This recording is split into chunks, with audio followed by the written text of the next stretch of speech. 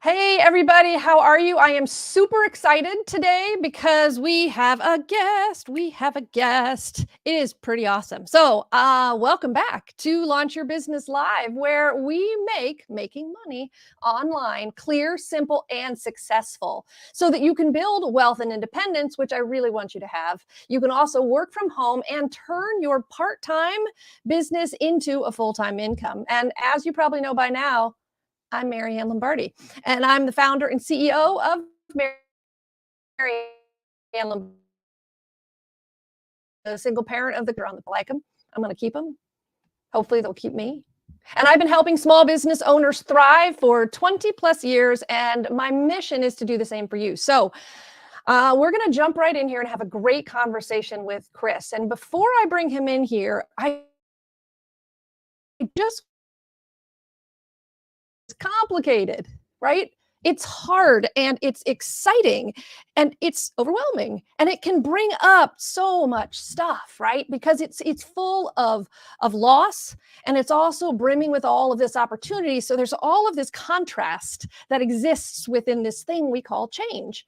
And making a career change, whether it's a life change, it can bring along with it this guilt and this loss and even some grief, right? And this is a completely normal thing. So you have to let go of these kind of things to move forward, because when you say yes to something, you're always saying no to something else. That's just the nature of that process. So whether it's letting go of a past career, it can be especially difficult when we believe what we do is who we are. If our identities are so tightly woven to the stories that we have been telling ourselves about who we are and what we can do, and the stories that others tell about us as well. But the truth is, we are so much more than what we do.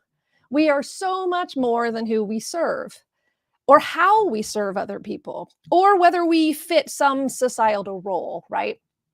And I recently went through one of these journeys on my own, rediscovering my identity and I wrote a book about it, right? It's called It's Your Story to Tell. And I'm mentioning it because it's relevant for our conversation with Chris today, because he works with a lot of authors. And when my child came out as non-binary, one of the things that I had to come to grips with was that I was now no longer the mother of a daughter, which was the gender my kid was assigned at birth.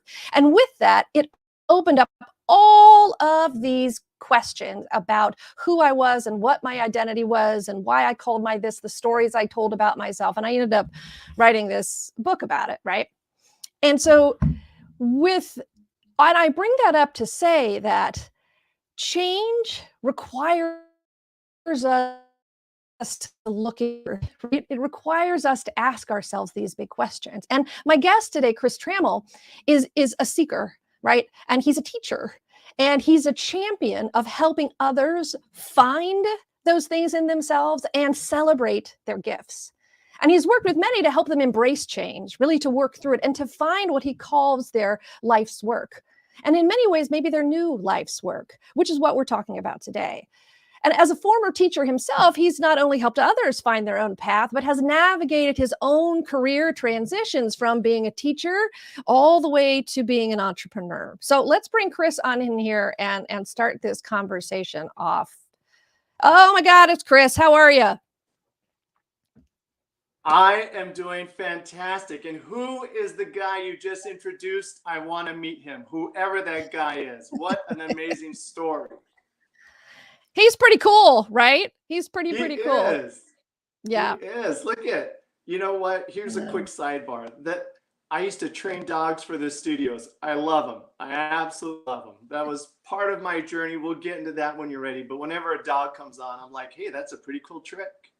Yeah. Well, I mean, he's kind of with me all the time. I can't seem to get rid of him. Not that I would want to, but we're gonna get into your background a little bit. But I would love to start with the question of, why do you do what you do, right? Like, why does it matter to you to help people? Oh, I love that question. I have a dear friend of mine, John Bates, and shout out to Bates and his programs. And he and I have done years of transformation work together. And I was at a point in time in my life where I did not feel the certainty about myself that I have now. And one of the things my dad used to say is, you know, older guy, World War II baby boomer, and you say, oh, you do too many things. You're jack of all trades, master of none. Well, as an adult, I was able to transform that. But as a little kid, jack of all trades, master of none, I never got good at anything. But I really enjoy the diversity of life. Like I have one of those Robert Frost roads less traveled lives, and it's it now. But in the process of coming to terms of, well, is it bad to be a Myers-Briggs ENFP and to be a jack of all trades? Or has that really been my journey? Give me all the lenses that I need in which I'm able to see people in their full potential. And I look back at the arc of my journey, and I've been a coach, I've been a teacher, I still coach and teach now, and looked at it, my Clifton strength, once I finally took that test and saw it, my number one strength is individualization. And it just dawned on me. I'm here to see the greatness, to see the talents, and to see the gifts in others.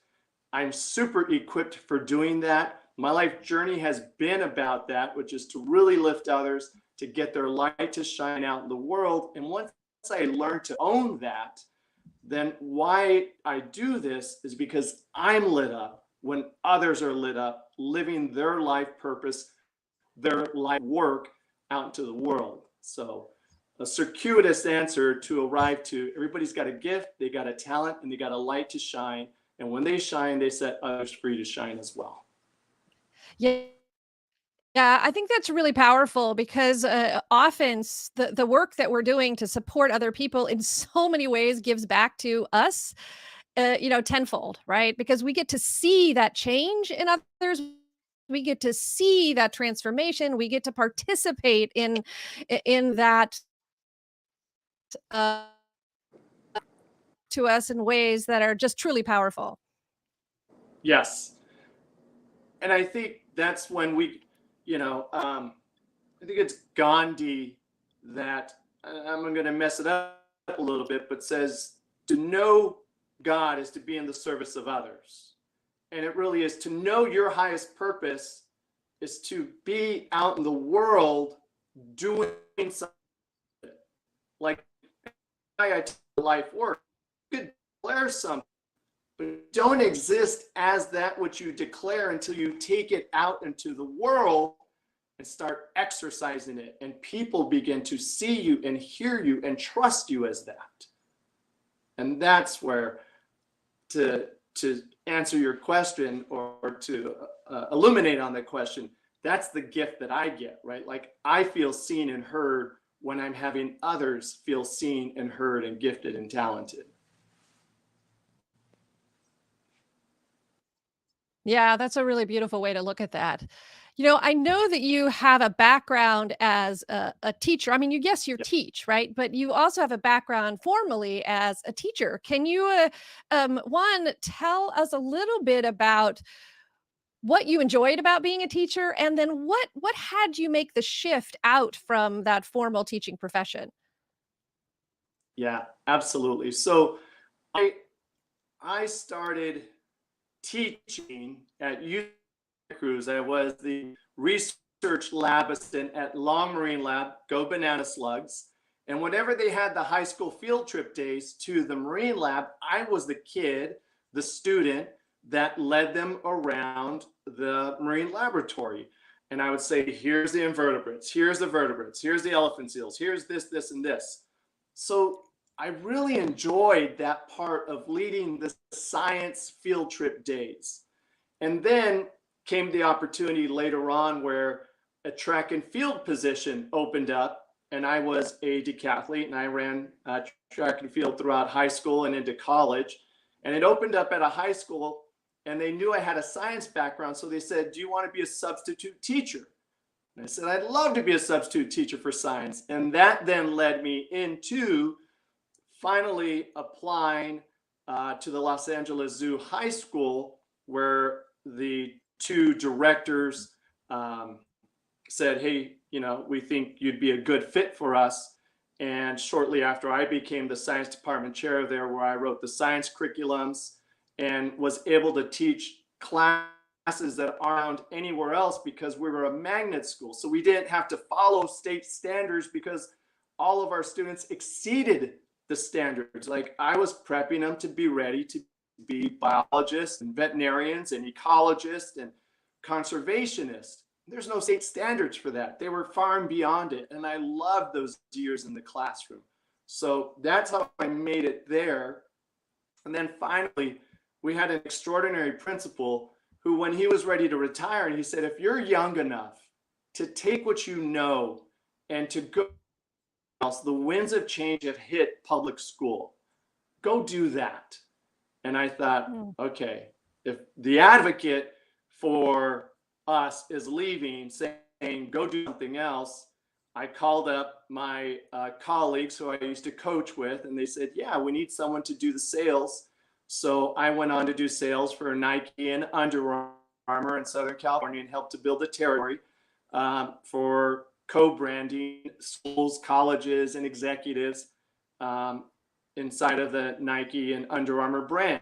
And so that allowed me to get back into the sports world. I was able to take this knowledge of being a teacher and all the connections I had, and it really just was an amazing connection that I was able to step right into without really any loss of power.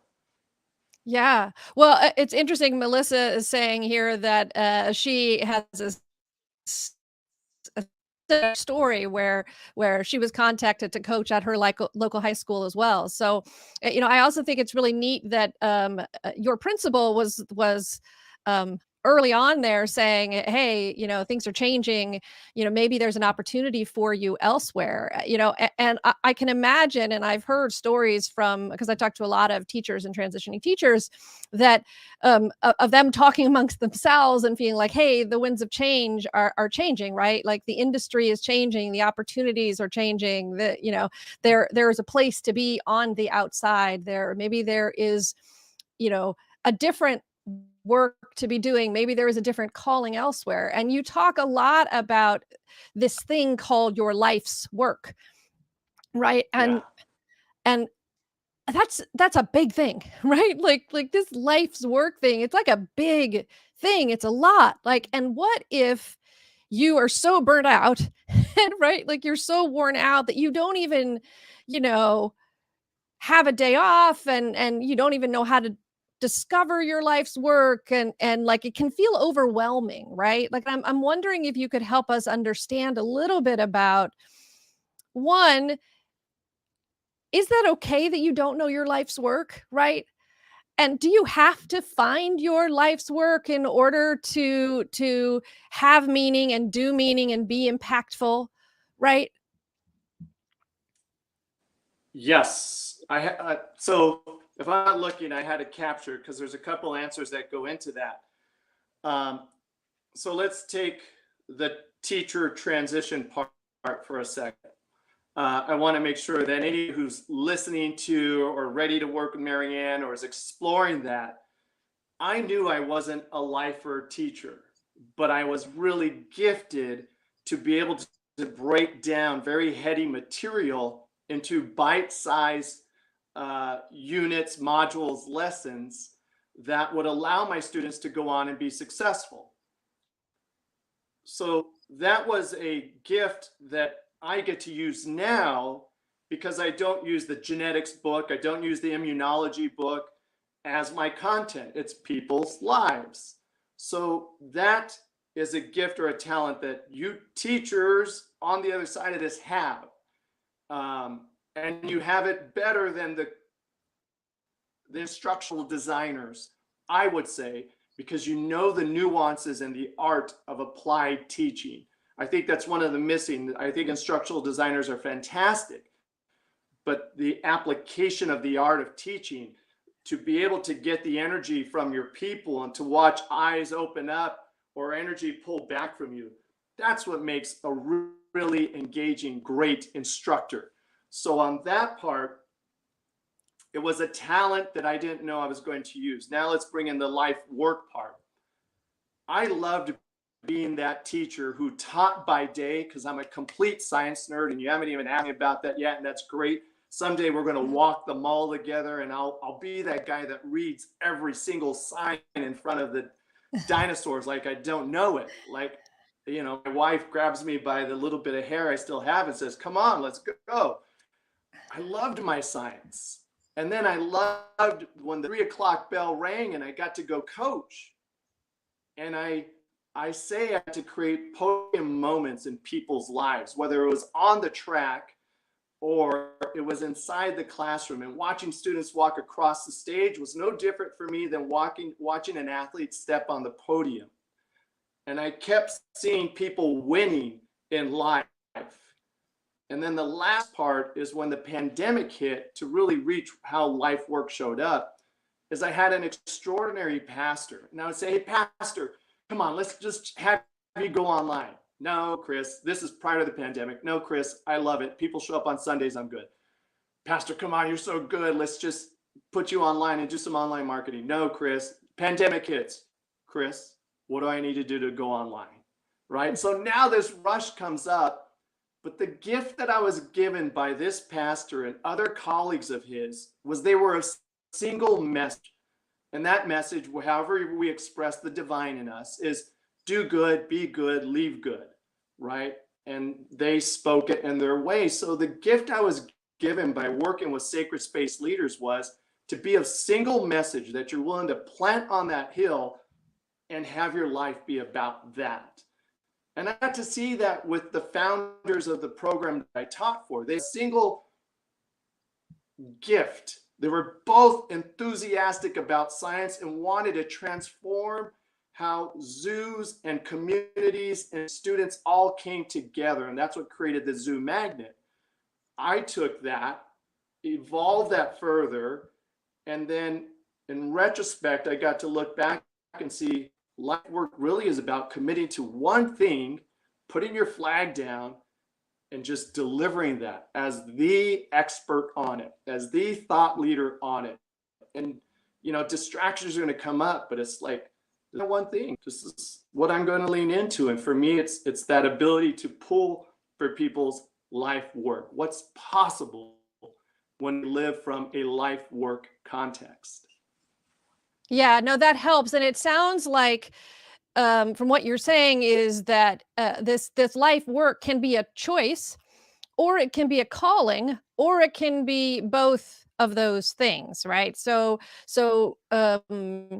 any of our our folks here listening, they could feel called to teaching, but then they can also choose that right now I'm going to choose to do something different. And when I choose to do that thing, I'm going to plant that flag in and be like, you know what, right now, this is what I am doing. I am charging this hill and I'm going to do this. And this is what I'm choosing for my life's work. Yeah. You know, Marianne, you and I create something that is found in classrooms. We create laboratories where people have the permission to do things wrong. Out in the other parts of the world, people don't, in the corporate world or in other settings, to do something wrong has either the consequence of a loss of profit, the loss of revenue, the loss of customer. When they work with individuals like yourself and I, we give them the permission to grok through the imperfections, to be okay with the lab of learning. And, you know, that's where I think we start to peel away all these layers that allows the emergence of that single message to come through. But most of the time, people don't have permissions in the corporate world to, you know, have that self-autonomy, that self-declaration. It's follow the corporate road, line, marching order, or however we describe that. Yeah. Yeah, and it's such a it is such a beautiful thing to be able to to know that you have that opportunity to discover, right? Because that's what you're talking about. You're talking about discovery, and in many ways, our lives are that lab. And then they should be seen as that lab, right? Like we don't have to know everything all at the same time. We don't have to do everything right. We don't have to do everything now, but we can live in this lab that is our life and try different things and explore new stuff and choose that this is going to be our life's work until we choose something else. You use one of those powerful words that I coach with and that I've learned through the work of transformation. And it's not decision, which is rooted in side, 𝗬𝗔𝗍, fratricide, all the sides meaning to kill something off, but it's choice. When you choose it, you put all your energy into it. It's that Tony Robbins statement, where focus goes, energy flows. When you choose something, all the other possibilities could still be there. You didn't have to kill them off. You just chose where you're going to put your energy at. So you mentioned calling earlier about life work. And one of my colleagues, I asked him, how did you become a sacred space leader? And he said, well, I heard the calling and I answered it. And much, shout out to 𝗂𝗵𝗿𝗶, Pathways to Bliss. It's always in that hero's journey where you get to answer the call. It is the first step of starting to really see ourselves, is to answer that call and do that work. So it is very much about calling and choice and bringing those two things together. Yeah, I love the distinction that you make between decision and choice. I'd never really heard that before, and that's actually really powerful. So I'm so happy that you mentioned that. I'm curious, when it comes to working with the clients that you've had, sort of what are the biggest challenges that you see that clients have in navigating that change or navigating making a choice? Great. Okay, so the challenge of choice is inside of, well, there's a couple. So let me give two different examples. I got some books next to me. So this is one of my clients, Jeff Cohen, a book called 𝗂𝗵𝗿𝗶𝘀. And inside of anybody's book are all these possible options that you could teach, but no one, as the recipient content, wants to be fire hosed with information. I remember that from the end of my classrooms, whereas we got later into the class period, I would start to go faster, trying to have more content, more instruction into that limited time. And I'd see my students furious. And I was like, oh, you big dummy, they're not getting any of that. Slow down and just allow them to get what they're going to get. So one of the challenges is you spoke to it earlier, there's all the possibilities, but what are the core 4 or core 5 main pillars that you're going to bring forward? And then that becomes that intersection between your skill sets, your expertise, and what lights you up, because you're then going to take that and take it out into the world. So if you take the parts of the book that really don't light you up, even though they're really good, the energy of delivery won't be there when I need somebody to be on stage, or I need somebody coaching their signature program. So that's one part of the challenge, is really distilling down what are the best core 4 or 5 pillars to take from your book and take it out to the world. I'll stop right there because I got another example. If you give me the green light, I'll give you the next example, but I want to give you a moment to respond to that. Yeah, no. I think that's great, because in essence, what you're saying is that we to make a change, you don't have to. If you try to do everything, if you try to put everything into that change, you're gonna go nowhere, and you're gonna get confused, and other people are gonna get confused, and it's gonna be hard to make that choice. But if you can distill it into the couple things that light you up, and make a decision based on, or make a choice based on those kind of things, it will make that process easier. So help us with the second example. Great. Yes. And thank you for stating it and recreating it that way. I think that's one of the most important parts. And this leads into the second one. So I love this book. One of my friends gave me this one. It's called Live Your Passion, because he knew what I was working on. But see, look at all these faces, right? So the anthology books, they call them now, all these different authors in there. And kudos to you. You've got in a book. So if any of you authors are one of these, I love it. However, if the person in front of you wrote a pretty funky chapter that no one wants to read, you don't know if they're going to get to your chapter. And if you only wrote a chapter, you didn't do the deep work. Maybe you did, but you probably didn't do the deep work of what it takes to write a nonfiction book, or to write a book that pulls all your expertise up to the surface, then has you refine it, then has you think way too long about it, then has you talk to way too many people about it, so that you could give birth to something that really coalesces your expertise, your experience, your passion, your authority. So I see a lot of these anthology authors, they throw their hat out there, but then they're kind of left like, now what? I have to work them backwards. Like, okay, well, what did you want when you jumped into that? Hey, for $2,000, you could be part of this anthology book, and it'll become an Amazon bestseller, and you can have bestseller next to your name, and you'll have all these things. Absolutely, you did that, but you skipped so far in the race of what you build. You're missing a foundation there, and that's where I often have to come in and work people backwards. That's another challenge that I experienced with that type of author.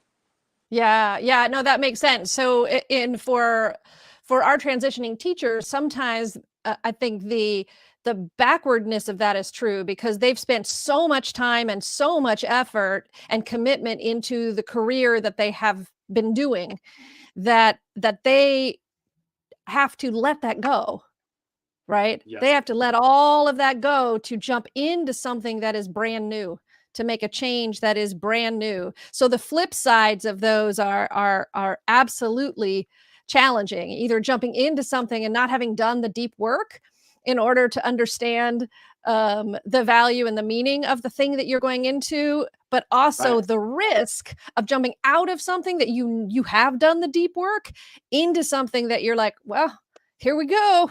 We're going to try to swim and see what happens. Yeah, absolutely. And my invitation to those teachers right there, because I know I love your tagline, create part-time work that creates full-time revenue. And I wish I had met you when I was a teacher. And if I didn't get your tagline perfect, I apologize. But it's in that zone, if I remember correctly, right? Yes. I remember a science consultant came in one day. One of these state science consultants came in. It was so pull your teeth out boring. Now, teachers are also very difficult. I mean, we're as bad as our students when we're having our professional development days. We don't listen in front of us. It happens sometimes, right? Sorry, teachers. I remember those days. We're correcting papers when someone's trying to talk to us, and we wonder why students don't listen to us the same way. However, I thought when I heard this consulting, why didn't I get into consulting sooner? As soon as I had like a really good foundation for what I was teaching, and I started being one of the teach the teachers, and I was a new teacher trainer, I just didn't know that I could take my skill sets, package it up, leave a district, and then back to the district, my services as a consultant, which would have been 3 to 4 times the amount of money that I was getting paid as a teacher. And I didn't see that. So if any of you are out there and you're wondering what to package with Marianne, think about that one. Yeah. No, I think you're absolutely right. And I think that too often teachers don't quite understand the richness of experience that they have that can be packaged into something that is quite profitable, because in some ways they only see themselves as this thing that is a teacher, which is the teacher does 852 things that are challenging, difficult, amazing, and can easily be packaged into things that are profitable. And what's one of the many reasons I love working with them, because of the richness of all of that, right? Like, you don't have to go make something up. You don't have to go find something. It's all sitting right there, right? Like, it's just sitting right there in the things that they do. It's just helping them find what's the one they like to do. And I'm curious, for you, when does guilt fit into this conversation? Because I've been having all of these conversations with teachers, and I it's been really moving listening to how often there is this guilt that they have, and they keep expressing about leaving their students, right? Or leaving the commitment that they made, or leaving, one thing to go to the other. And I'm curious whether or not you've navigated that at all with your clients. With clients, let me think, who experiences guilt? I haven't seen guilt with my clients. How I see,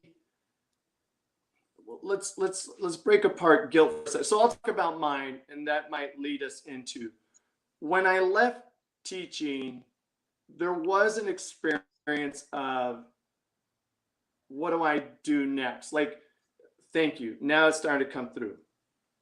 I think our identity, when we stop creating who we are as a possibility, we stop creating the invented life, and we start to live the default life, which could be the career of a teacher. It could be anything, right? The default life is what we clock into and what clock out of.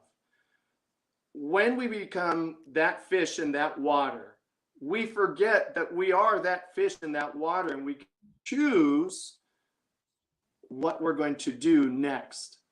When I left that, I saw that part of my identity was to be a teacher, because I also love science so much.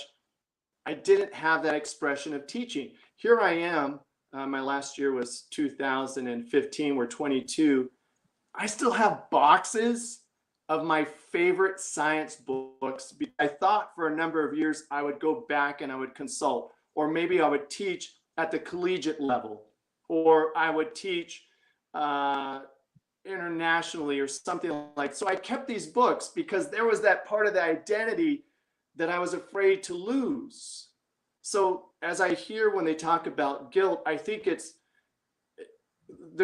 the guilt to commitment. You mentioned something very powerful there. One, we're breaking up with a commitment we had to make a difference. So then we get to create, well, where's that new difference come from? Because we're difference makers. We are those persons who want to go make a difference, right? Like, we're not number takers, we're difference makers. So that would be one part of it, is create where you get to have impact again. That moves me forward to some of my clients now. Is most of my clients, all my clients, are very impact oriented, and I have them work on, well, what's possible, who is the audience that you want to impact, what is the outcomes, what is the aliveness, what's that roll away the stone, light at the end of the tunnel that you are creating for someone else on the other end of their instruction. And when they start to see they still have that power and that capacity to influence others to be that out in the world, then the guilt leaves and it returns back to inspiration about who they get to be for others. Yeah. Yeah, no, I think that's very powerful. I think that's very true, is being able to place that inspiration somewhere new, right? Somewhere more forward thinking. And I also think that not unlike parenting, right? Like when you have your child who doesn't want you to do something because it's going to take you away from them. Like, I know in my experience, especially as a single parent, right? Like, there are things I couldn't do with my kid. There's times I couldn't be there. There, like, that kind of stuff. And there was an enormous amount of guilt around that. But at the same point in time, they were all these wonderful opportunities to have conversations with my kid about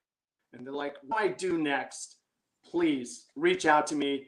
First, reach out to Marianne. Let's first reach out to Marianne. She's going to guide you. And then if she thinks you're best fit, she'll send you my way. And the second way is 𝗂𝗵𝗿𝗀 because I also do a lot of performance coaching. I do communication coaching. I write curriculums for people. I have an extraordinary talent for sitting in the back of the room and watching people's performance out in front, and no one can see their own eyebrows. So you need someone keeping track of what you're doing and how you're doing it, how effective you are, whatever you think you're being effective or ineffective at.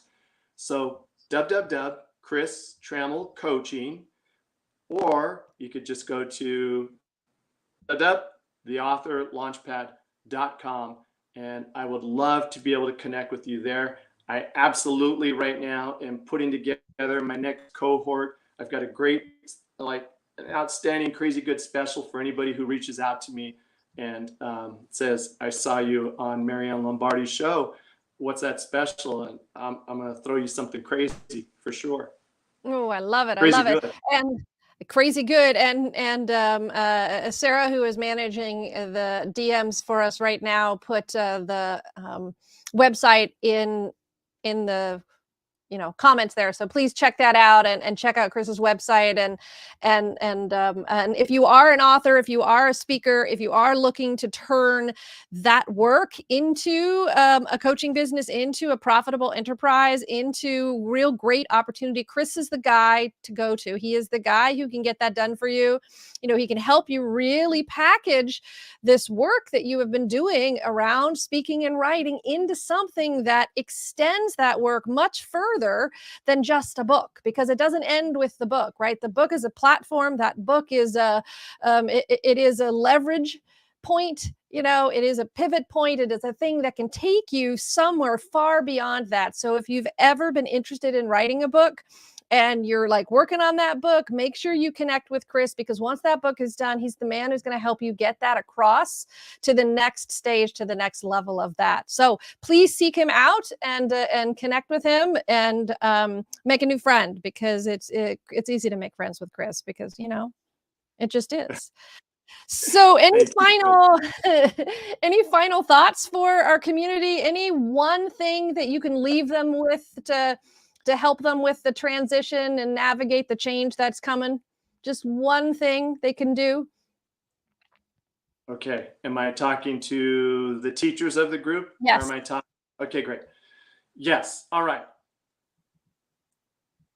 You have a gift, you have a talent, and you have an expertise. And as you look at bringing those together, I want you to remember this one thing, talking to you teachers watching this now or in the future. As best as I've come to understand it, we're all little kids living in adult bodies, navigating an adult world. And you're great with kids already. And if you could take that same, attaboy, you're doing great, here's your gold sticker, here's talking into the front of the room, and translate it to the adults that are out there. Trust me, everybody wants to be seen, they want to be heard, they want to be loved, and they want to be acknowledged.